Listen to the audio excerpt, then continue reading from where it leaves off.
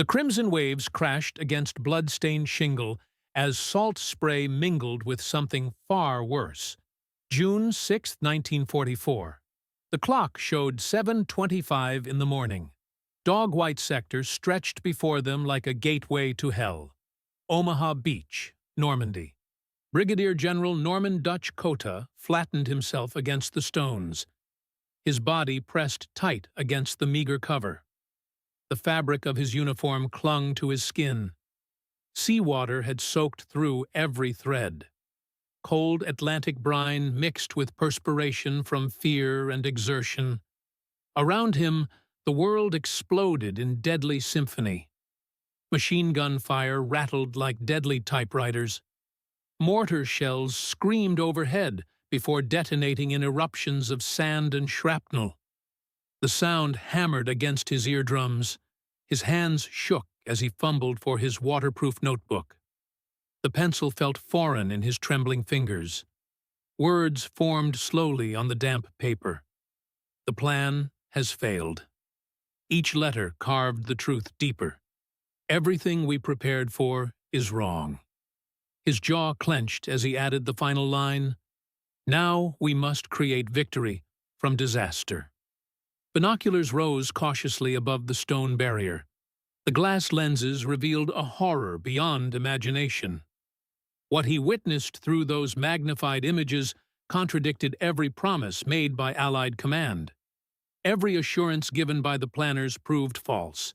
The beach stretched before them like a carefully designed slaughter pen.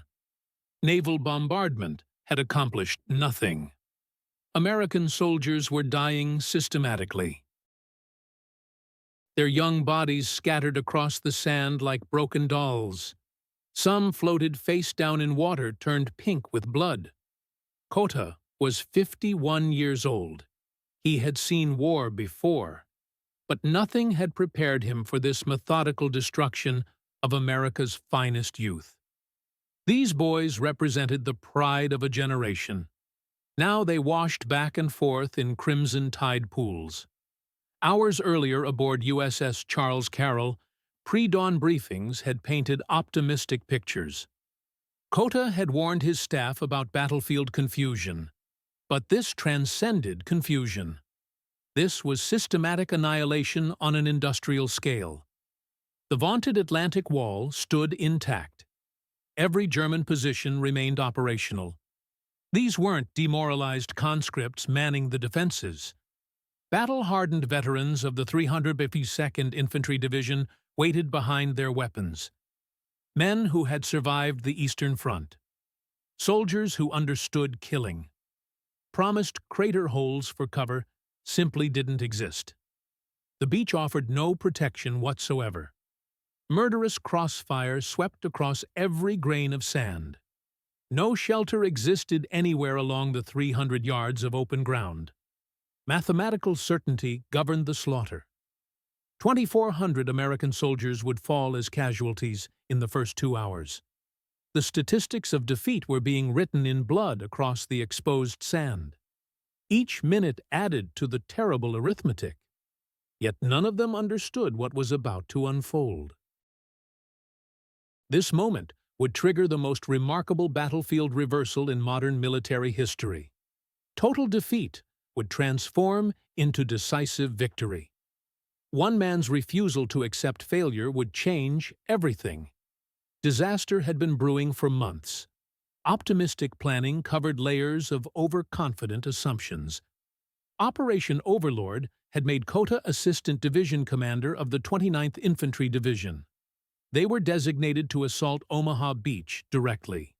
The 29th earned its nickname, the Blue and Gray, from its unique composition.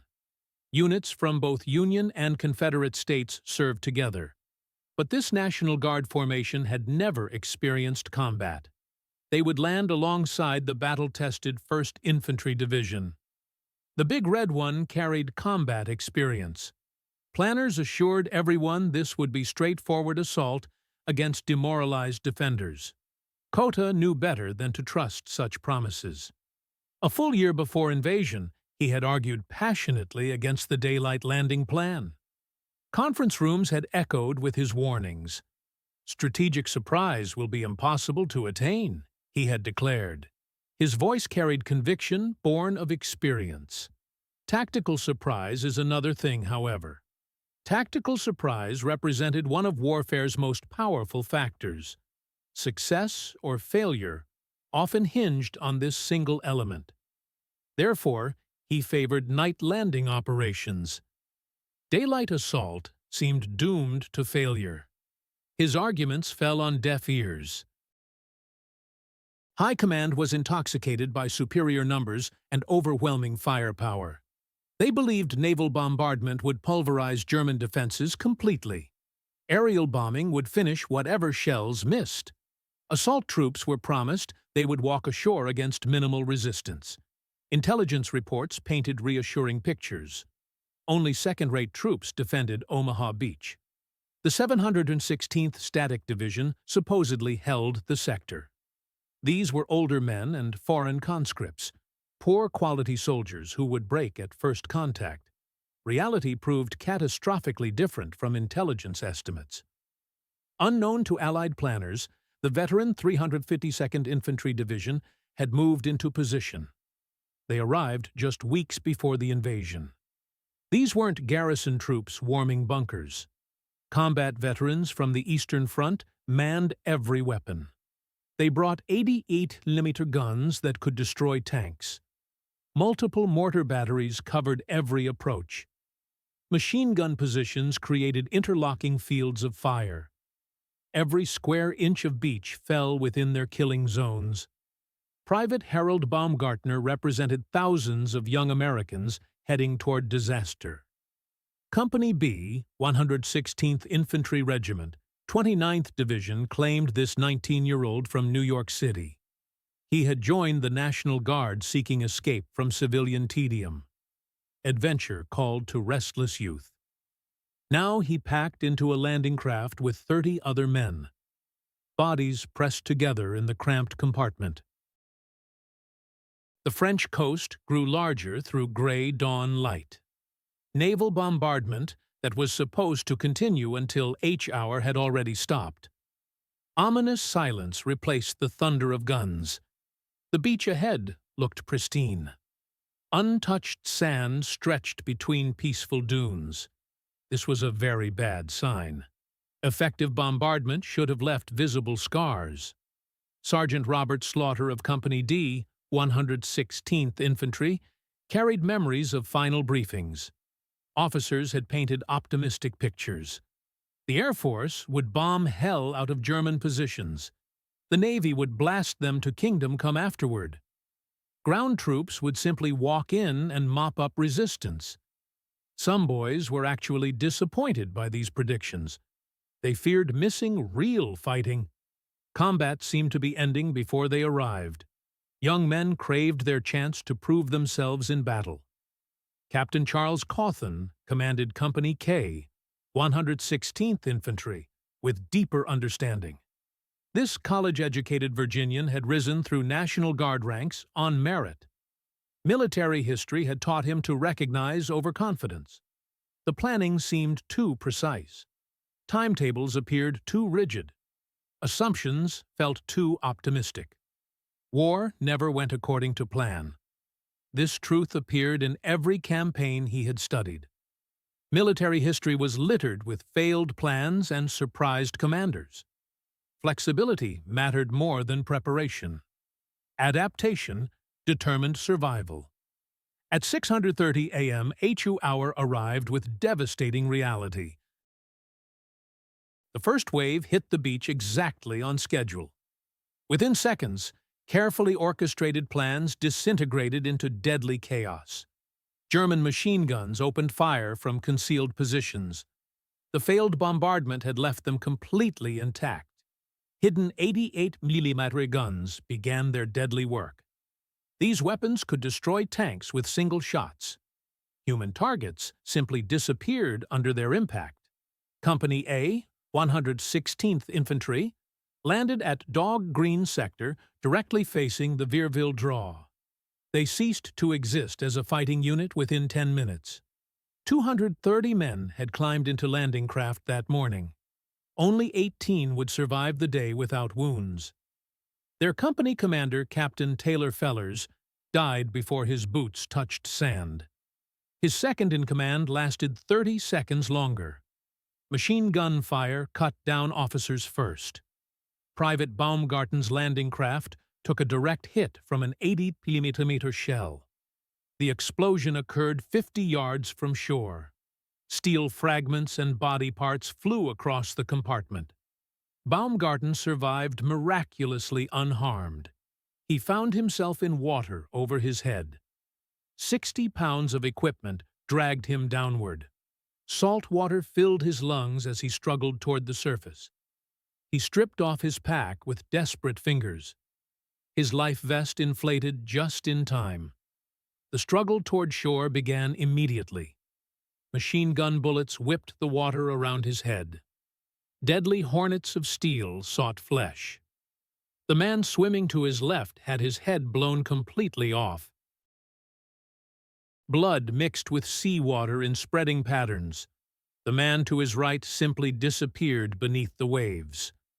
On Dog White Sector, where Cotter would soon land, Company C, 116th Infantry, lost half its strength before reaching the sea wall. Men who survived the 300-yard dash arrived without weapons. Their ammunition was lost or waterlogged. Officers lay dead on the sand behind them. Hope had died with their leaders. They pressed themselves against the 4-foot pile of stones. This meager barrier provided the only cover available. Machine gun fire swept the air inches above their heads. They waited to die with quiet desperation. The 5th Ranger Battalion represented elite troops trained for exactly this mission.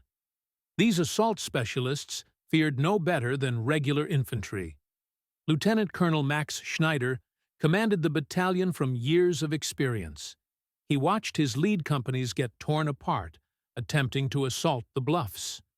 Rangers had trained to never stop moving. Assault through anything was their doctrine. But this exceeded anything they had prepared for. Training had never included systematic slaughter on this scale. At 7:25 a.m., Cotter landed with elements of the 116th Infantry Regiment. The second wave brought him ashore at Dog White Sector. His LCVP landing craft came under immediate machine gun fire. Mortar shells exploded in the water around them. Artillery fire sought their position with deadly accuracy. 3 soldiers died immediately upon exiting the craft. Machine gun bullets found them before they touched sand. Blood spread across the water in expanding circles. The general was likely the oldest man setting foot on Omaha Beach that day. He was certainly the highest-ranking officer present during those crucial early hours. Command structure had collapsed with the slaughter of junior officers. Leadership existed only where individual courage created it. What Cotter witnessed defied every prediction made by Allied planners. Dead American soldiers lay sprawled across the sand. Their bodies created a carpet of sacrifice. Wounded men floated in water, turned red with blood. Life vests carried corpses back and forth with each wave. Discarded weapons, equipment, and personal effects were strewn everywhere. Family photographs floated in tide pools.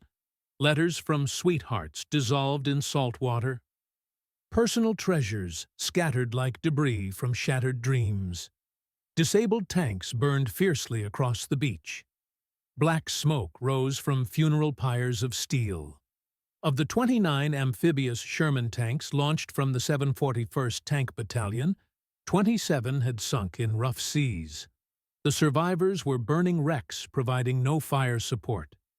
Physical destruction was terrible enough, but psychological collapse was worse. Soldiers huddled by the seawall were completely inert. Leadership had died with their officers. They seemed almost incapable of action. Their weapons were fouled by sand and seawater. Their resolve was shattered by horrors beyond imagination. These weren't cowards hiding from duty. They were young men thrown into situations bearing no resemblance to training or expectations. Nothing had prepared them for systematic slaughter. Everything they had learned proved useless. Cotta's aide, Lieutenant Jack Shea, stayed close to the general as they moved along the sea wall. Shea was 24 years old and came from Tennessee. He had served with Cotta since England. Never before had he seen the general hesitate, but now Cotta stood perfectly still for long moments. His eyes absorbed the magnitude of disaster surrounding them. Bodies, blood, burning equipment, broken men. The beach resembled nothing so much as hell itself. Then, without warning, something changed in the general's posture. He just stood up, Shea would recall decades later. In the middle of all that fire, he just stood up and started walking along the beach, like he was taking a Sunday stroll through peaceful countryside. I thought he'd completely lost his mind. What happened next would become legend in military history. With complete disregard for personal safety, General Cotta moved up and down the fire-swept beach. He reorganized scattered units where possible. He coordinated their limited actions. But he did far more than reorganize tactical positions. He galvanized defeated men into fighters through sheer force of presence. His calm confidence under fire proved infectious. If a general could walk upright through that killing field, enlisted men found new reserves of courage. Finding a group of Rangers pinned down near the sea wall, Cotta asked their unit identification. When told they belonged to the 5th Rangers, he made a statement that would become the Rangers' eternal motto. His voice carried across the battlefield noise. Rangers lead the way. To another group of paralyzed soldiers, he delivered words that would echo through military history. His tone was conversational despite the chaos around them. "Gentlemen, we are being killed on the beaches. Let us go inland and be killed there instead." The dark humor cut through their paralysis like a sharp blade. Logic was inescapable. If they were going to die anyway, better to die trying than cowering.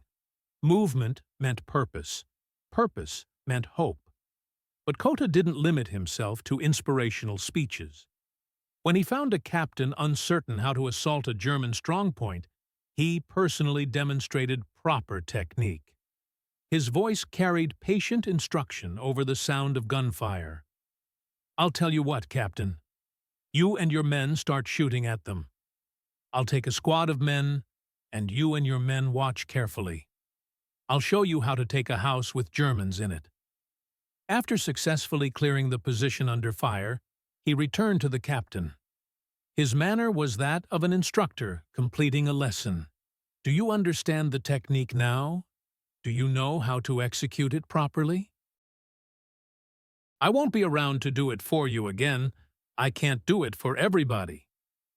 Private First Class Charles Neighbor of Company C, 116th Infantry, witnessed Cotta's impact on battlefield psychology. "We were finished, completely done for. Guys were crying like babies. Others were praying to whatever god they remembered. Some were trying to dig holes in the shingle using their helmets. Then this general comes walking up the beach, walking calmly in the middle of all that deadly fire. He's smoking a cigarette like he's attending a peaceful garden party. He looks down at us and asks what we're doing lying there. Then he says, 'Let's get the hell out of here.'" The psychological impact was immediate and profound. If a general could walk upright through concentrated fire, what excuse did enlisted men have for cowering behind stones? Leadership by example proved more powerful than any order. One by one, then in small groups, men began to stand up. Courage proved contagious when demonstrated from the top. Fear gave way to determination. Paralysis transformed into action. At 7:50 a.m., Cotta led the charge off Dog White between strongpoints WN68 and WN70. Engineers forced gaps in German wire obstacles using Bangalore torpedoes and wire cutters. The first man through the gap died immediately from machine gun fire. Men behind him froze in terror. Cotter realized personal action was required. He leaped up from cover and dashed across the road through the gap. The sight of a general officer personally leading assault electrified the men. They surged after him up the bluff into teeth of German fire. Sergeant Jack Richardson of the 5th Rangers remembered the transformation. We'd been trained to be tough soldiers. Never quit was drilled into us. But that beach broke us completely. We were ready to give up and die. Then this old man goes charging up the bluff like he's 20 years old again. What could we do except follow? 20 minutes later, the 5th Rangers joined the advance and blew additional openings in German obstacles. By 900 a.m., more than 600 American troops had reached the top of the bluff. They were advancing inland against weakening resistance. The breakthrough had begun. Victory wasn't a single dramatic moment. Instead, it consisted of series of small triumphs. A machine gun nest silenced here. A minefield successfully crossed there. Each success built momentum for the next attempt. Men who had been paralyzed with fear an hour earlier were now attacking German positions with desperate courage. Cotter's breakthrough at Dog White triggered psychological ripples across the entire beach. Word spread along the sea wall with lightning speed. Someone had made it up the bluff. American troops were advancing inland. If one group could succeed, others could too. On Easy Red Sector, Colonel George Taylor of the 16th Infantry Regiment, 1st Division, was inspired by reports of Cotter's breakthrough. He rallied his own men with words that would become equally immortal. There are two kinds of people who are staying on this beach: those who are dead and those who are going to die. Now, let's get the hell out of here. Small groups of soldiers began infiltrating up the bluff at multiple points. Often junior officers and NCOs provided leadership. They didn't follow planned routes. Those had proven to be death traps. Instead, they created their own paths through German defenses. They blew gaps in wire obstacles with whatever explosives they could find. They cleared mines with bayonets and bare hands. They climbed the bluffs like mountain goats, seeking any possible route upward. Desperation bred innovation. Technical Sergeant William Wiedefeld of the 116th Infantry described the dramatic shift in morale. It was like watching men come back from the dead. One minute, they were beaten and finished. The next minute, they were fighting like demons possessed. All because one general showed them it could be done. The reversal of Omaha Beach can only be understood through individual experiences. Each man lived his own journey from defeat to victory. But all were united by the singular presence of Dutch Cotter. His leadership transformed psychology across the entire battlefield. Private First Class Felix Branham of Company K, 116th Infantry, told his story. I was lying behind a dead soldier using his body for cover from machine gun fire. I'd completely given up hope. I was just waiting for my turn to die. Then I see this general walking along the beach through all that fire. He stops right in front of my position and says calmly, "Son, you're not doing any good lying there. Let's go kill some Germans instead." How do you refuse a request like that from a general? Sergeant Lawrence Fitzsimmons of the 5th Rangers had his own perspective. We were Rangers, supposedly elite troops, the best of the best in the entire army. But that beach broke us completely. We'd lost half our officers in the first 10 minutes of landing. Then Cotter shows up and says Rangers should lead the way. It wasn't just an order from superior rank. It was a personal challenge to our identity. He was saying, if you call yourselves Rangers, then prove it. And by God, we did exactly that. Captain Joseph Dawson of Company G, 16th Infantry, commanded the 1st Unit to reach the bluff top. I'd gotten my company up the bluff on the eastern end of the beach. We were the first Americans to make it up, but we were isolated and taking heavy fire from all directions. Then we saw more troops coming up to our west. That was Cotta's breakthrough at Dog White. Suddenly, we weren't alone anymore, fighting by ourselves. The whole beach was moving. The entire situation had changed. Lieutenant Walter Taylor of Company B, 116th Infantry, faced different challenges. My company had ceased to exist as a fighting unit. I had maybe 20 men left out of 200 who had landed. We were completely finished as an effective force. Then Cotta appears out of nowhere and says calmly, "Lieutenant, get these men moving inland." I said, "General, we've lost all our officers and most of our NCOs. Our weapons are full of sand and seawater."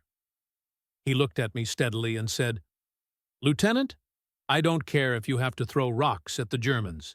Get moving." So we did exactly that. The contrast between careful planning and brutal reality defined D-Day at Omaha Beach. Every assumption proved wrong. Every prediction failed. Yet victory emerged from disaster through individual leadership and collective courage. The plan called for naval bombardment to create massive craters for cover. The reality was a beach completely flat and exposed. The plan assumed bombing would destroy German positions. The reality was cloud cover causing bombers to drop loads inland, missing every target. The plan counted on DD tanks providing covering fire from the water. The reality saw 27 of 29 tanks sink in rough seas. The plan expected second-rate garrison troops offering token resistance. The reality placed veteran 352nd Infantry Division waiting in prepared positions. The plan had assault troops advancing on schedule up marked routes. The reality made every planned route a killing field. The expectation was that generals would command from ships offshore.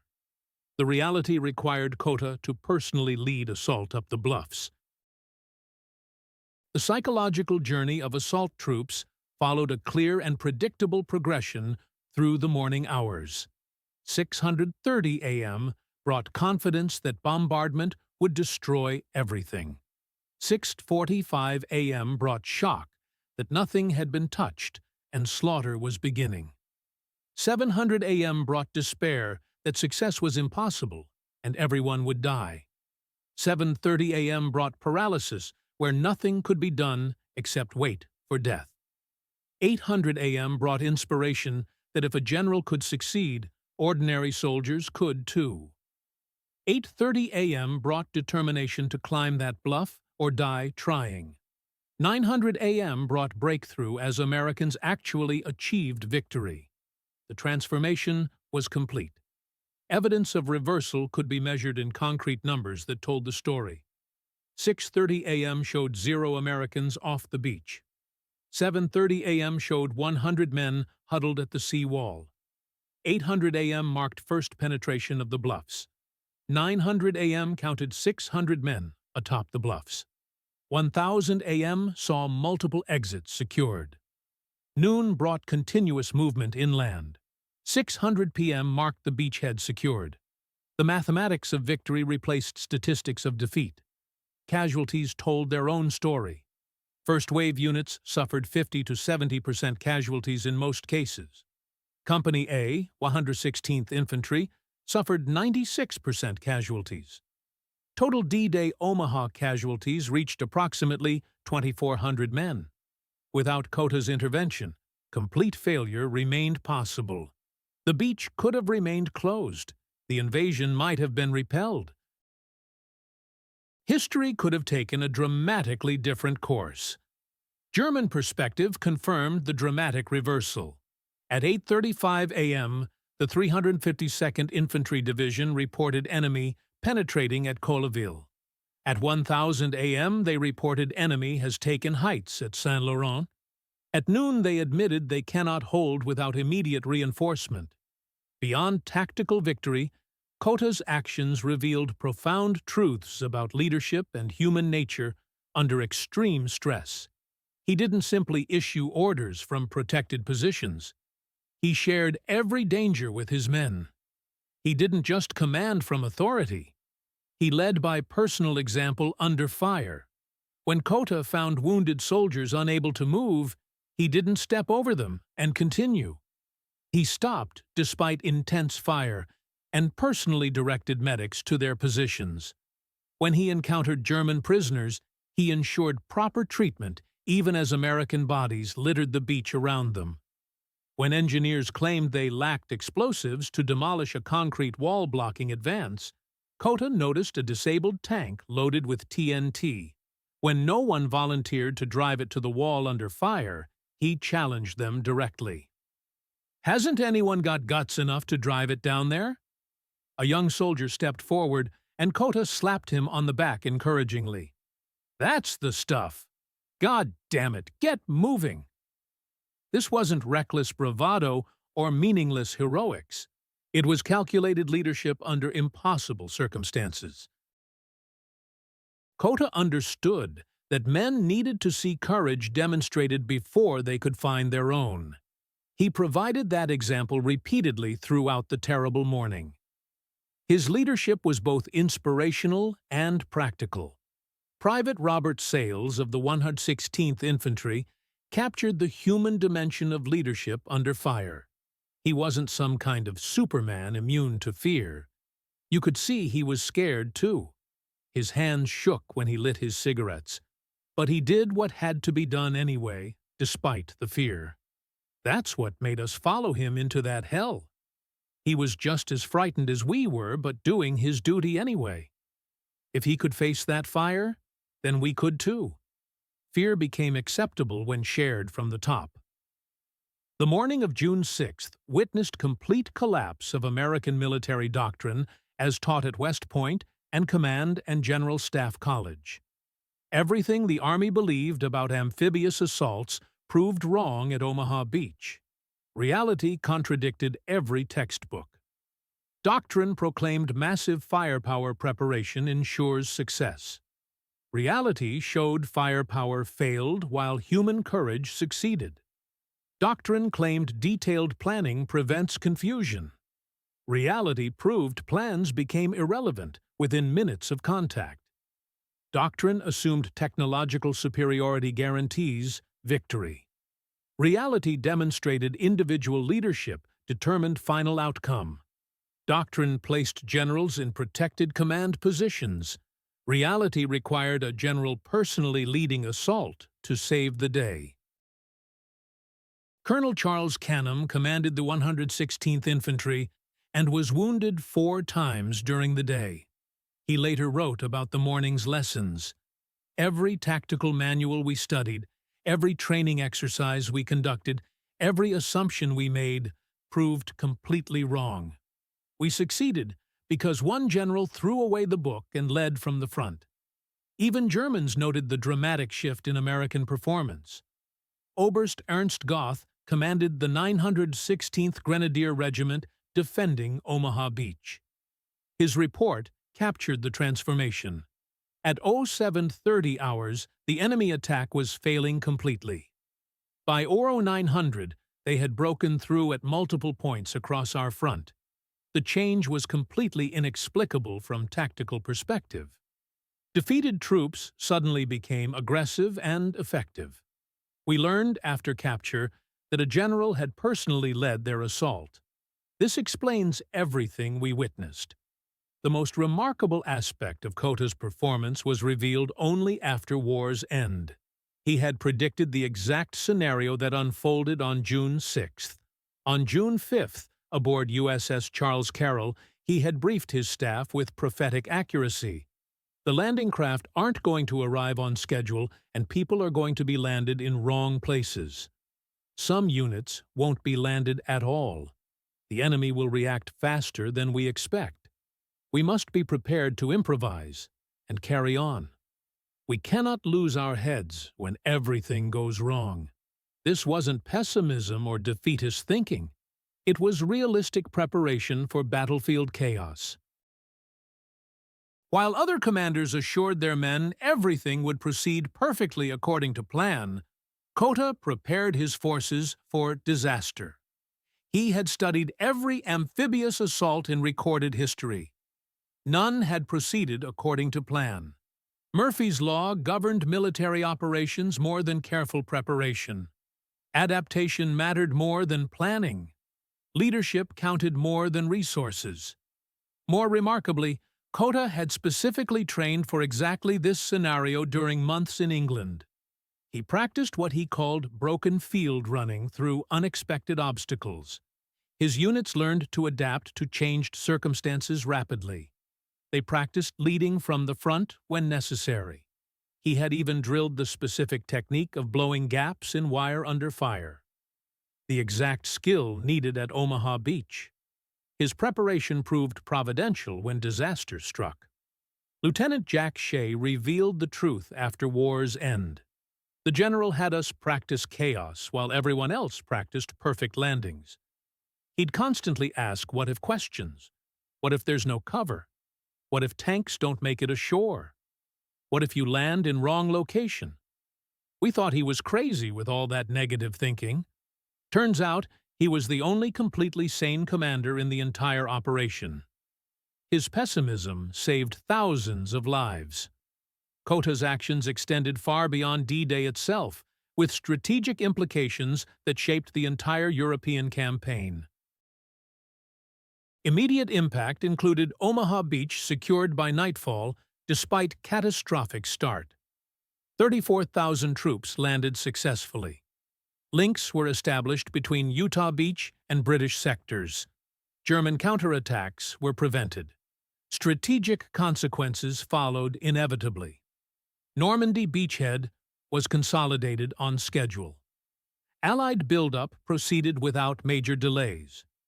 German forces proved unable to drive Allies back into the sea. Liberation of France was assured from that moment. Long-term effects changed military doctrine permanently. Personal leadership was emphasized over firepower in training. Ranger motto was adopted permanently across special operations. Flexibility was prioritized over rigid planning in all future operations. On June 29, 1944, Cotter was awarded the Distinguished Service Cross for superb leadership, personal bravery, and zealous devotion to duty under impossible circumstances. Many historians, including Stephen Ambrose, argued he deserved the Medal of Honor for single-handedly saving the invasion. A campaign continues to this day seeking posthumous award of America's highest decoration. His actions on Omaha Beach rank among the most decisive individual contributions to Allied victory in World War II. One man's courage changed the course of history itself. The most enduring consequence reached far beyond military strategy. It touched the souls of thousands who witnessed disaster transform into triumph on that blood-soaked morning. Men who crawled across sand expecting death instead walked away carrying profound lessons about human courage. These soldiers returned to peaceful shores forever changed. They married sweethearts who had waited through long nights of uncertainty. They built homes with hands that had once gripped rifles. They raised children who would never know the terror of machine gun fire. Yet they carried within them something invaluable: the knowledge that ordinary people can achieve extraordinary things when someone shows them how. The transformation at Omaha Beach can be measured in cold military statistics. These numbers tell a story of complete reversal. Early morning hours painted a picture of absolute disaster. Between 6:30 and 7:30, not a single American soldier had penetrated German defensive positions. 9 out of 10 troops remained trapped. Some hugged the waterline where waves mixed with blood. Others pressed against the concrete sea wall like frightened animals. Casualty reports painted a grim picture. First wave units suffered devastating losses. Nearly half the men who hit the beach were dead, wounded, or missing. Equipment lay scattered across the sand. Tanks sat motionless, victims of German artillery. Landing craft burned in the surf, their crews lost to enemy fire. No vehicles had managed to move beyond the beach obstacles. Naval support ships fired blindly into the morning mist. Their shells landed everywhere except on target. Without forward observers, the massive guns remained useless. Command structures collapsed as officers fell. Radio communication broke down under enemy fire. Then something shifted. The tide of battle turned in those crucial morning hours. Between 8 o'clock and noon, 5 separate passages opened through the imposing bluffs. Streams of American soldiers poured inland like water through broken dams. Artillery observers reached high ground and began directing naval gunfire with deadly precision. Command posts re-established contact with subordinate units. German defensive positions started crumbling under coordinated assault. Enemy reports captured the dramatic reversal. Early morning assessments radiated confidence. At 7:35, German commanders reported the American attack completely repulsed. Heavy enemy losses were confirmed. Defensive positions remained intact. Less than 2 hours later, the tone changed dramatically. At 8:55, urgent messages spoke of enemy infiltration. American soldiers were penetrating previously impregnable positions. By 10:15, German commanders were requesting immediate reinforcement. Without additional troops, positions could not be held. By noon, the unthinkable had occurred. German forces were conducting organized withdrawals. Positions that had seemed unassailable were being overrun. The American disaster had become a German catastrophe. 50 years passed before survivors gathered again on those same sands. June 6, 1994, brought together men now bearing the weight of decades. Among them stood Jack Shea, weathered by time but unbowed by years. At 74, he returned to the place where death had seemed certain. The beach stretched before him, peaceful now under Norman skies. Tourists walked where machine guns had once swept the sand. Children played where his friends had died. Yet for Shea, the ghosts remained vivid. Standing before an audience of veterans, families, and officials, he spoke words that captured the essence of that terrible morning. His voice carried across the assembled crowd. People constantly asked about his strongest memories from that day. Not the deafening noise that made thought impossible. Not the death that surrounded every step. Not the overwhelming fear that paralyzed entire units. Though all three had been present in abundance. What remained clearest in his memory was something else entirely. The image of one man standing upright when everyone else lay flat against the sand. One figure walking forward while others crawled for cover. One voice shouting encouragement when others whispered of impossibility. The general had not single-handedly conquered Omaha Beach. Victory belonged to every soldier who found courage that morning. But he had provided something essential. He had shown them that courage was possible. He had demonstrated that leadership meant sharing danger, not avoiding it. Shea reflected on lessons learned under fire. Courage does not mean the absence of fear. Every man on that beach felt terror course through his veins. Courage means acting despite that fear. Leadership does not involve giving orders from safety. True leadership requires going first into danger. Most importantly, ordinary individuals can accomplish extraordinary feats when someone shows them the path forward. Shea had lived a full life in the decades since D-Day. Marriage had brought companionship and joy. Children had filled his home with laughter. Grandchildren had given new meaning to his golden years. A successful career had provided purpose and satisfaction. None of these blessings would have existed without Dutch Cotter's intervention. The beach would have claimed them all. Instead, disaster had become victory through the oldest military virtues: personal courage in the face of overwhelming odds, leadership that inspired rather than commanded, the willingness to share deadly risks with subordinate soldiers. Above the beach, white markers stretched in perfect rows. 9,387 crosses and stars of David marked lives ended too soon. Each stone told a story of sacrifice accepted for higher purposes.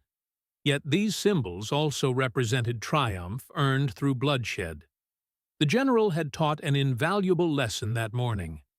From the depths of disaster can emerge the heights of victory. Defeat only becomes permanent when people accept it as inevitable. One individual can indeed tip the balance between catastrophe and success. This story reveals profound truths about human nature and leadership that extend far beyond military applications. These principles apply to any crisis where courage and leadership determine outcomes. First truth concerns the limitations of planning. Detailed preparation has value, but reality always differs from expectation.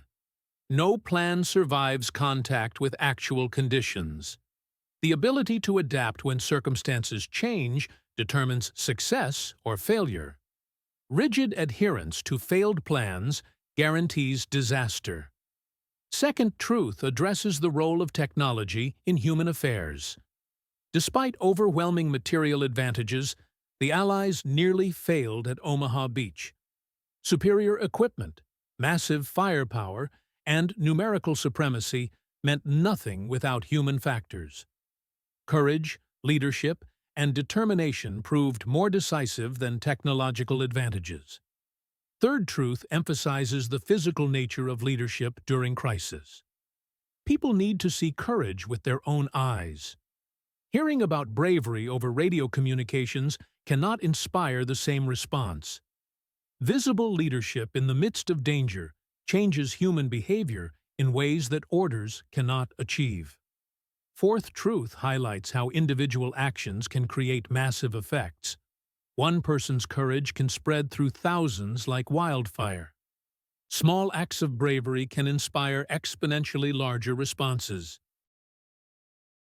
The general's example rippled along the entire beach, triggering countless acts of heroism that collectively won the day. Fifth truth demonstrates that age and rank become irrelevant during genuine crisis. The general was decades older than most soldiers on the beach. His rank entitled him to remain safely offshore on command ships. Instead, he proved that leadership involves responsibility, not privilege. Authority means accepting greater risks, not avoiding them. Military institutions worldwide continue studying these actions decades later. Staff colleges examine the tactical decisions made under extreme pressure. The U.S. Army's official leadership manual cites this example as the standard for crisis leadership. Ranger units perpetuate the motto spoken in desperation but embraced as eternal truth. The influence extends beyond military circles into civilian applications. Business schools analyze crisis leadership principles demonstrated that morning. Historians point to Omaha Beach as evidence that individuals still shape major events. Psychologists study how courage spreads through groups facing impossible challenges. The physical beach bears witness to transformation. Machine gun positions that once commanded deadly fields of fire now host peaceful tourists.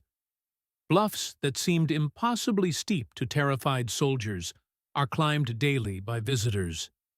Sand that absorbed so much blood now cradles children building castles. Monument plaques commemorate the reversal achieved through individual courage. Simple words capture extraordinary achievement. When disaster threatened complete defeat, one man's bravery turned the tide of battle. Veterans of later conflicts have found inspiration in this example. Soldiers facing impossible situations in Korea remembered the general who walked upright through machine gun fire. Vietnam veterans drew strength from stories of leadership demonstrated under the worst conditions. Modern warriors in Iraq and Afghanistan have testified to finding courage through studying his actions. When confronted with seemingly hopeless circumstances, they recalled the officer who led from the front, who refused to accept defeat when defeat appeared certain, who showed that victory remains possible even in the darkest moments. Colonel Ralph Ingersoll landed at Omaha later that same day. His memoir captured the transformation he witnessed.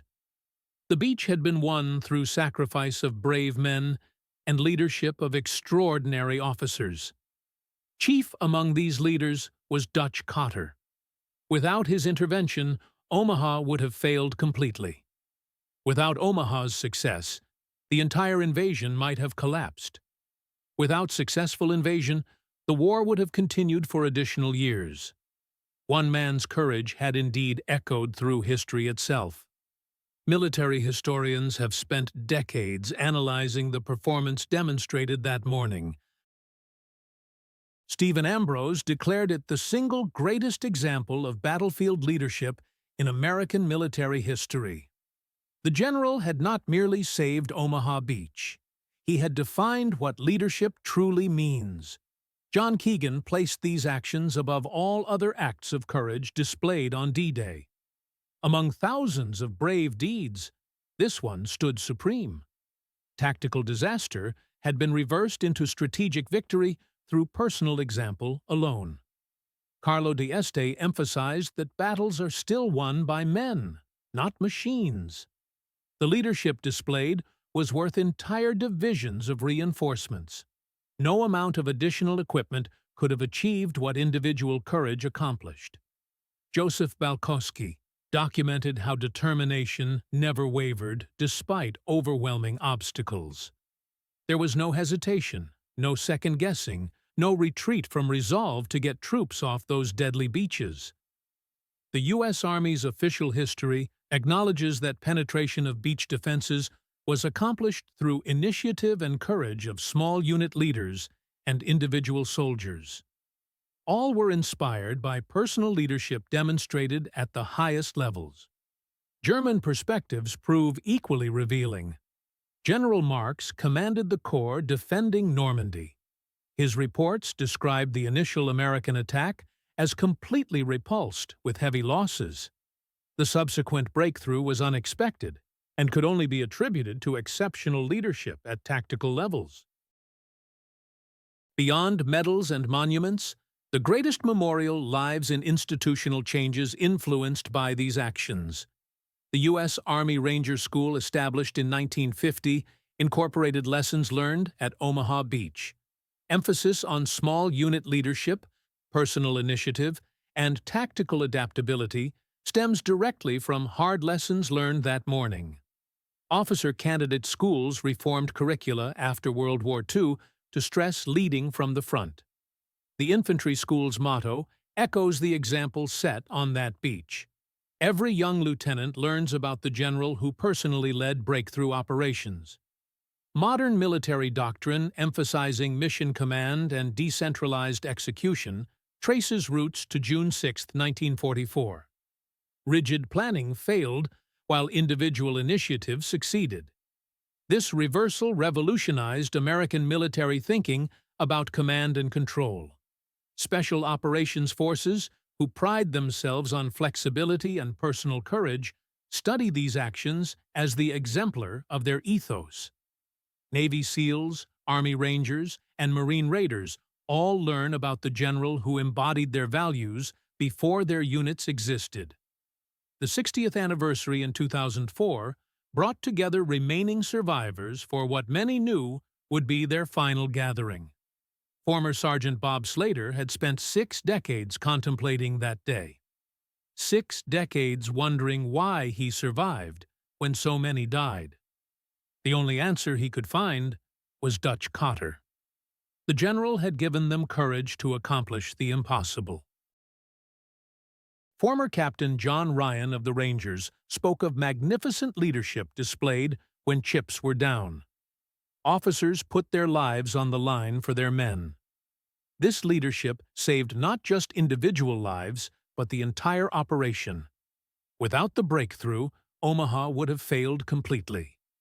Former Private Felix Branham had named his firstborn son Norman after General Cotter. When people asked why, he explained simply, without Norman Cotter, there would be no son to name. The reversal of Omaha Beach carried profound moral implications. In an age of mechanized warfare, it proved that individual character still mattered above all else. In a time of mass destruction, it showed that personal courage could be decisive in determining outcomes. These actions raised fundamental questions about human nature. What makes men follow a leader into almost certain death? What transforms paralyzed troops into aggressive fighters? How does one person's example spread through thousands of others? The answers lie not in military science, but in basic human psychology. Men followed because they saw leaders sharing the same risks.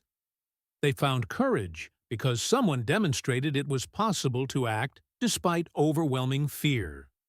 The example spread because courage, like fear itself, proves contagious under extreme circumstances. Chaplain George Wood landed with the division and witnessed transformation firsthand. He saw men die that day, but also saw men transcend death itself.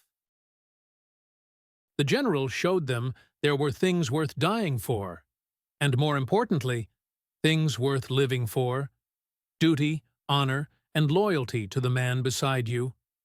These soldiers were reminded they were not just military units, but moral agents. They could choose courage over fear, action over paralysis, victory over defeat. The choice was theirs to make in each crucial moment. Not all assessments prove uniformly positive. Some military analysts argue that better planning could have prevented the need for such desperate heroism. Critics point out that accurate predictions of disaster raise questions about why preventive measures were not implemented beforehand. Colonel S.L.A. Marshall wrote that while personal courage was beyond question, the need for general officers to personally lead assault teams indicated fundamental failures in planning and preparation. Better intelligence and more realistic training might have prevented the crisis entirely. British observer Brigadier David Belcom commented that American tendency to celebrate individual heroism sometimes obscures systematic failures. Omaha Beach required exceptional bravery because of intelligence failures, planning errors, and tactical mistakes that could have been avoided. These criticisms contain merit, but miss essential points about warfare itself. Battle is chaos incarnate, and no plan survives contact with enemy forces. Military genius lies not in preventing all disasters, but in recovering from them quickly and effectively. Understanding that adaptability, not perfection, wins battles. The most profound achievement at Omaha Beach was not tactical, but psychological. In just 3 hours, American soldiers transformed from accepting defeat to achieving complete victory. This mental shift, triggered by one man's example, proved more powerful than all material advantages possessed by Allied forces. Private Harold Baumgarten began the day expecting to walk ashore unopposed. He ended it as a combat veteran who had seized heights above Omaha Beach. His memoir captured the transformation. He went into the water a boy and came out a soldier. The beach was their crucible, and the general was the catalyst. This shift extended to American military culture itself. Before Omaha, the U.S. Army still carried traces of citizen-soldier tradition. The belief that American spirit alone could overcome professional military skill. After Omaha, the Army understood that spirit required leadership, courage needed example, and victory demanded sacrifice. Success at Omaha Beach, salvaged from near disaster, had ramifications that shaped the entire 20th century. Without Omaha's breakthrough, the invasion could have failed entirely. German forces could have concentrated against other beaches. Allied troops might have been thrown back into the sea. The war in Europe could have extended by years. Soviet forces might have conquered all of Germany. Cold War boundaries would have been drawn differently. Hundreds of thousands more might have died in prolonged fighting. With Omaha's success, the Normandy beachhead was secured according to plans. Liberation of France proceeded on established schedule. Germany was forced to fight simultaneously on 3 fronts. The war in Europe ended within 11 months. Western democracy was restored to Western Europe. Foundations for NATO were established. The post-war order that shaped the modern world was created through victory achieved that morning. Historian Max Hastings concluded that the margin between victory and defeat at Omaha was razor-thin. The general's intervention tipped the balance decisively. It is not hyperbole to say that modern history pivoted on one man's courage during one critical morning. What histories often omit is the personal cost to leaders who choose such paths. Leading from the front meant accepting that death was highly probable. The general had a wife, Connie, waiting anxiously in England. He had a son, Norman Jr., serving as a pilot in dangerous missions. He had every reason to preserve his own life, yet he repeatedly risked it for others. After the war ended, the general rarely spoke about D-Day experiences. When pressed by interviewers, he would say only that he did what any officer should do: lead his men forward. This modesty obscured the extraordinary nature of his actions. Not every officer could or would have done what he accomplished. The general retired from active duty on June 30, 1946, as a permanent major general. He lived quietly in retirement until his death on October 4, 1971, at age 78. He was buried with full military honors at West Point Cemetery. His grave is marked by a simple stone that gives no hint of extraordinary achievements. His widow, Connie, said after his death that Dutch never considered himself a hero. He insisted the real heroes were those who did not come home. But she knew, and they all knew, that without him, many more would not have returned to their families. The reversal of disaster into victory at Omaha Beach offers timeless lessons for military and civilian leaders facing crisis situations. These principles apply across all fields where leadership determines outcomes. Lesson 1 involves preparing for failure rather than assuming success. The general succeeded because he expected chaos and trained for adaptation. Modern leaders should prepare not just for optimal outcomes, but for recovery from setbacks and disasters. Lesson 2 emphasizes leading from the front during crisis moments. In emergencies, visible leadership matters more than perfect planning documents. People need to see courage with their own eyes to find their own reserves of bravery. Lesson 3 demonstrates that individual actions can create massive ripple effects. One person's courage can catalyze change in thousands of others. Never underestimate the exponential power of personal example under extreme circumstances. Lesson 4 shows that flexibility beats rigidity in complex situations. Detailed plans failed, but adaptive leadership succeeded brilliantly. In uncertain environments, flexibility proves more valuable than elaborate preparation. Lesson 5 proves that character remains decisive in technological age. Advanced equipment, superior firepower, and numerical advantages all favored Allied forces, yet they nearly failed completely. Individual character traits, courage, determination, leadership, proved ultimately decisive. On June 6, 2014, the 70th anniversary of D-Day brought together the final gathering of Omaha Beach veterans.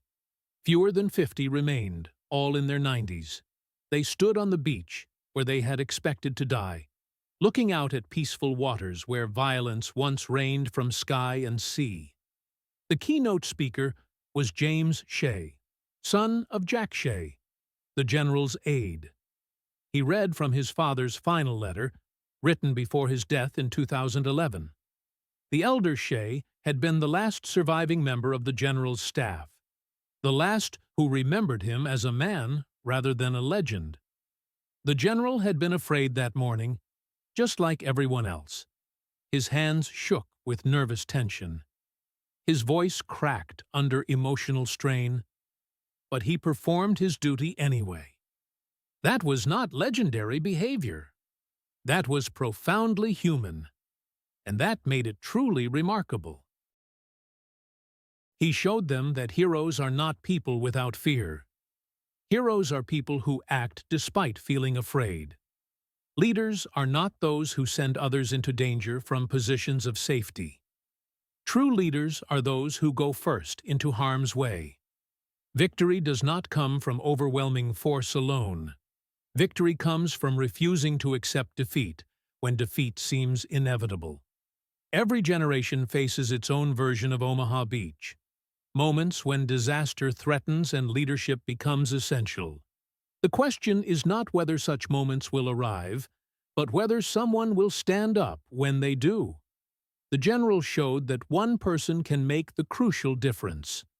One individual can transform disaster into victory through courage and leadership. To future generations, remember this lesson.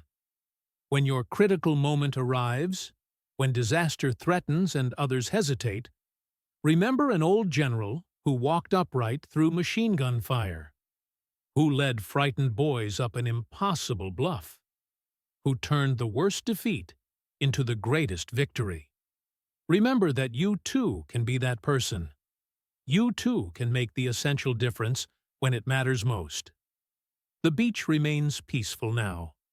Tourists come to see where history was made through individual acts of extraordinary courage. But for those who were present, it will always be a place where they learned what they were capable of achieving when someone showed them the way forward. General Cotter did not merely save Omaha Beach from disaster. He saved soldiers from themselves, from their fears, from accepting defeat as inevitable. He showed them how to win when winning seemed completely impossible. That legacy endures beyond military victory. The knowledge that triumph remains possible even in the darkest hour, if someone possesses the courage to stand up and say those immortal words, "Follow me." The final accounting of Omaha Beach tells the complete story through stark numerical evidence. The assault force included 34,000 troops landed on D-Day itself. 43,000 had come ashore by the end of the following day. 100,000 Allied soldiers were in Normandy by the 5th day after landing. Casualty figures paint a sobering picture of the price paid for victory. Approximately 2,400 Americans fell on D-Day alone. 4,000 had been killed or wounded by the end of June 7th. Total Allied casualties in the entire Normandy campaign reached 206,000 brave souls. Yet these sacrifices achieved remarkable results. 5 miles of heavily defended beach were secured on the first day. 10 square miles of Norman territory were seized by sunset on June 6th. 1,500 square miles had been liberated within 30 days of landing. The general's direct impact can be measured precisely. He led the first successful penetration at 7:50 in the morning. Over 600 troops had reached the heights by 9 o'clock.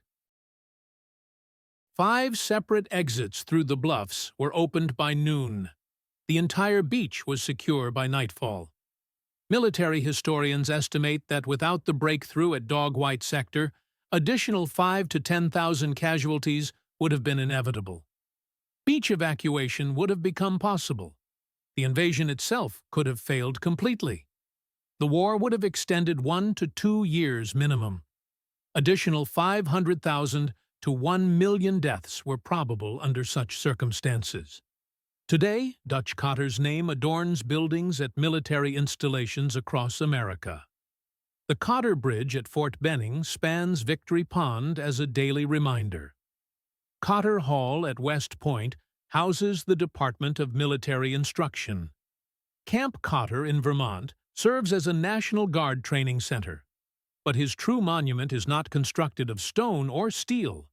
It lives in the principle that leadership means going first into danger. That courage can spread like wildfire through human groups. That one person can reverse disaster into victory through personal example. Every young officer who learns to lead from the front carries forward this precious legacy. Every soldier who finds courage in crisis channels that same spirit. Every leader who stands up when others lie down follows that eternal example. The Rangers still proclaim their motto proudly, words spoken in desperation on a blood-soaked beach, now embraced as an eternal creed of military service. The phrase captures the essence of that extraordinary achievement. When disaster threatens, someone must lead the way forward. On June 6, 1944, that someone was Norman Daniel Cotter. His reversal of Omaha Beach from disaster to victory stands as one of history's most powerful examples of individual leadership changing the course of world events. In 3 crucial hours, Dutch Cotter proved that battles are still won by men, not machines. That leadership is physical and visible, not theoretical and distant. That courage can spread through thousands if one person provides the initial spark of inspiration. He arrived on a beach where defeat seemed absolutely certain and death highly probable. He found soldiers paralyzed by overwhelming fear, pinned down by superior enemy firepower, abandoned by failed planning and inadequate preparation. Through personal example, physical courage, and inspirational leadership, he galvanized beaten men into victorious soldiers. This story resonates through generations because it speaks to universal truths about human nature under extreme stress. We all face moments when disaster threatens our goals, when fear paralyzes our actions, when defeat seems certain and inevitable. Cotter showed that such moments can be reversed through courage, leadership, and willingness to act when action appears impossible. His specific actions, standing upright under enemy fire, personally leading assault teams, demonstrating rather than ordering, showed that true leadership is about example, not authority. About sharing risks, not avoiding them. The veterans who survived Omaha Beach carried these lessons throughout their lives.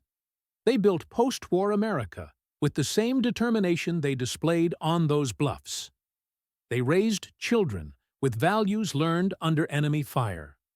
They created a world shaped by the principle that free people, properly led, can overcome any challenge. As the last veterans pass into history, their testimony remains crystal clear. One person can make the crucial difference. One act of courage can inspire thousands. One leader can transform disaster into victory. This is the eternal lesson of Omaha Beach. Not that victory is inevitable, but that victory is possible, even in the darkest hour, if someone has the courage to stand up and lead the way forward. General Norman Daniel Dutch Cotter proved on June 6, 1944, that the margin between defeat and victory can be one person's courage at the decisive moment. He demonstrated that leadership is not about rank or age or personal safety. It is about willingness to go first when going first might mean dying. The beach where 2,400 Americans fell is now a place of pilgrimage. Visitors come to understand the true price of freedom. They stand where Cotter stood, look up at bluffs he climbed, and marvel that anyone survived, much less succeeded against such overwhelming odds. Some visitors weep openly, some salute in respect. All leave understanding that they walk in freedom because one man refused to accept defeat on a desperate morning when everything went catastrophically wrong. They understand that Dutch Cotter did not merely save Omaha Beach from military disaster. He proved that individuals still matter in an age of mass warfare. That leadership remains real and tangible. That courage spreads like wildfire through human hearts. That disaster can become victory if someone has the courage to stand up and speak those immortal words, "Follow me." That is the ultimate lesson of June 6, 1944. When disaster strikes, when defeat threatens, when fear paralyzes human action, someone must lead the way forward.